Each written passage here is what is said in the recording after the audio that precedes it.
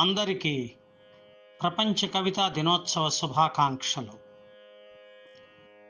ప్రపంచ కవితా దినోత్సవం కవితా శీర్షిక కవితంటే రచన సహజ కవి డాక్టర్ అయినాల మల్లేశ్వరరావు తెనాలి.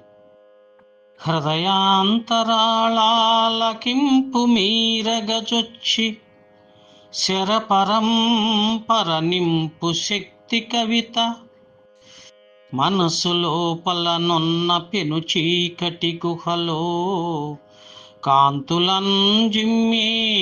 గాఢ కవిత.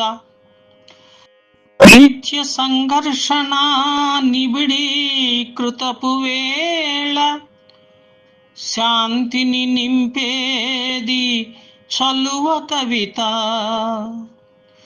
దైనందిన జీవితములో వలసిన అలజడిన్ రేపేది అసలు కవిత. కత్తి అంచులా మెరిసేది కరకు కవిత, యోచనం పెంచగలిగేది రాచ కవిత. ఆకాశంబును తాకేది అమర కవిత, ప్రతిభ చాటేది పసగల పదును కవిత.